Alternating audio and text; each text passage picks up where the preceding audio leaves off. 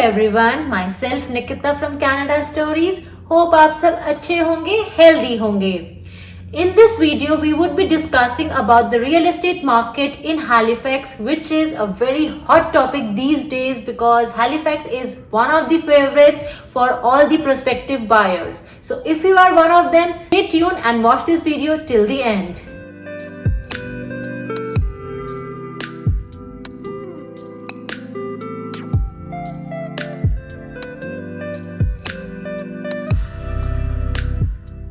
Before I start my video, I would like to say thank you so much to all my YouTube family who have been a great support so far, and for all those people who are watching my video but not subscribing. So you know that I don't make videos very often, so unless you subscribe to my channel and click on the bell icon, you will not be able to get the notifications. So please consider subscribing and show some support. Let's first find out why there is the boom in the real estate market in Halifax and in overall Canada as a whole.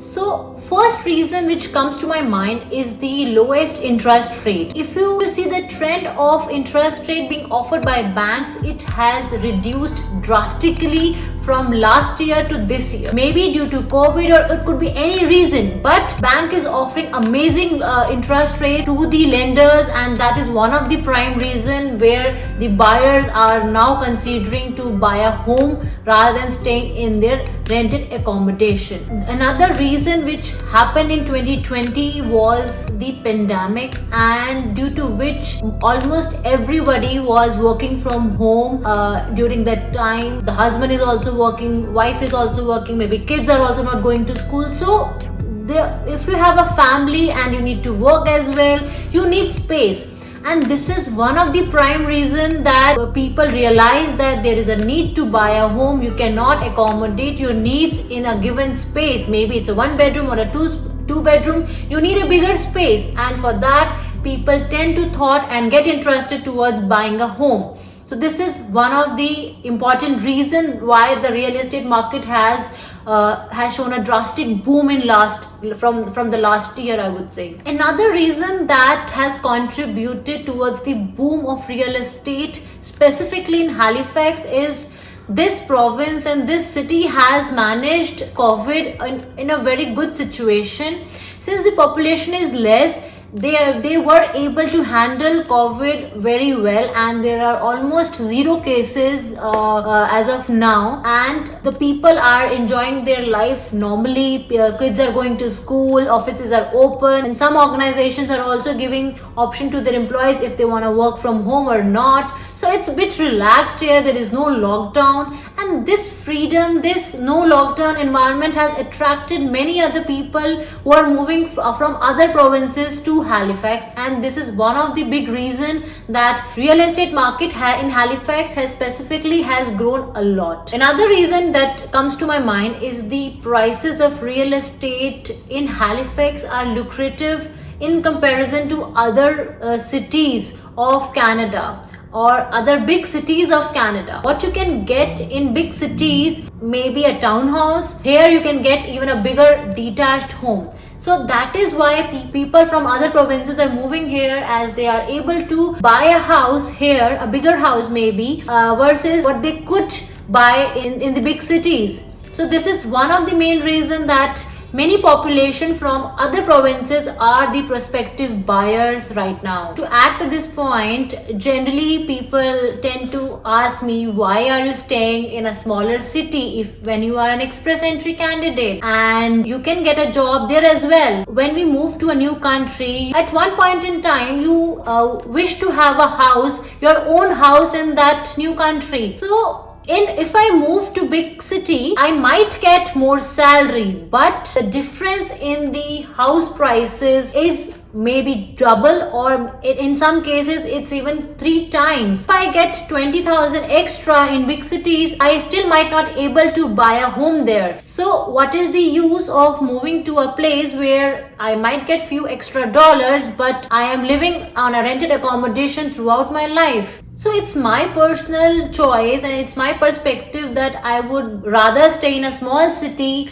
and buy my own house versus staying in a big city, earning extra dollars and staying in a rented accommodation. So it's all about your choices. So once you make up your mind that you are looking to buy a house, what is the first step that needs to be done? So first of all, you need to have an idea what is your limit. For that, you need to get a pre-approval from a mortgage lender that will give you an idea that what is your affordability. To give you a high level estimation, whatever is your family gross income, you get a pre-approval somewhere near 5 times of that. So supposingly if you earn 1 lakh as a family, your affordability of buying a house or your pre-approval limit would be somewhere around 5 to 5.5 lakhs. So after you have an idea about what is your limit or what is your affordability, then you need to explore what all are the options within that limit. Either you can buy a resale house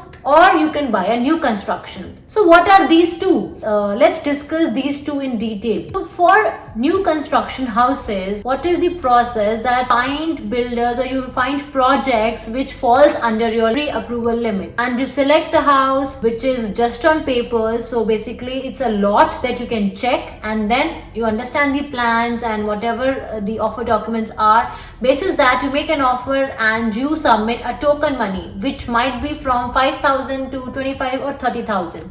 So it's just like a token money that you need to pay to that builder, and builder then builds a house for you. It might take 6 months to 1 year time to construct a house. Complete process, you are involved in finalizing your finishes and upgrades. So it's a lot of choices that you can make in a new construction, but you will get this house on the closing might be a 6 months later or 12 months. Whereas in resale houses, you can get a possession of resale house maybe in a month's time or 2 months time. You get your house pretty soon when compared to new construction. But for the resale houses, it might be a 3-year-old house to 80-year-old house. So it's not that the complete house is that much old, it's just that the foundation and the building are old. However, from time to time people tend to get upgrades in their houses and modification in their houses. So you have to make the choice that whether you are interested in a resale arrangement or you are willing to wait and go for new construction. Another factor that you need to consider is the premium over the asking price. Since the market is too hot these days, there is news all over Canada that X house is being sold at 2.5 lakhs above their asking price or 3 lakhs above the asking price. And why is it so? Since the supply is less and the demand is more. So you have to make the decision whether you are willing to pay that much premium on a resale house versus invest in a new construction.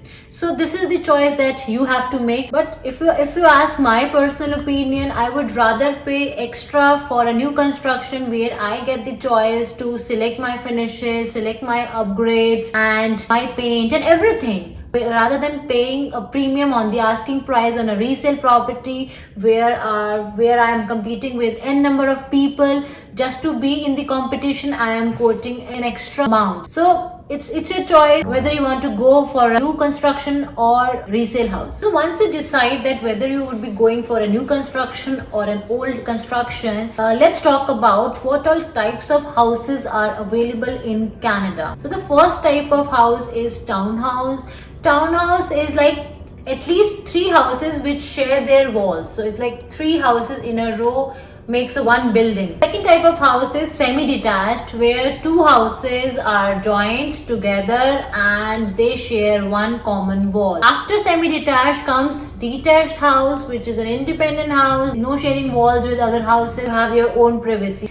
Another type of house is in condos. Condos are like apartments where you can own that apartment, but you have to pay a condo fee, which is a monthly fee and which is a variable component in your contract. The condos are the cheapest of the lot. After condos comes the townhouses, then comes semi-detached, and then the most expensive ones are the detached. Obviously, there are various factors which governs the prices. Maybe it's location, new building, old billing, the connectivity, number of bedrooms, the size of the house. Then there are a lot other things which help in determining the price for any house. To summarize, we discussed that you need to identify your pre-approval limit, then you need to make this decision that you would be going for a resale house or a new construction. Then we discussed the various types of houses in Canada. When you make this decision, then you go ahead and start the house hunting. I will discuss more about the cost involved and what is the process of buying a house in my next video, and I really hope that you find this video useful and helpful. If you like it, please click on the like button. If you haven't subscribed, please consider subscribing to my channel and click on the bell icon as well.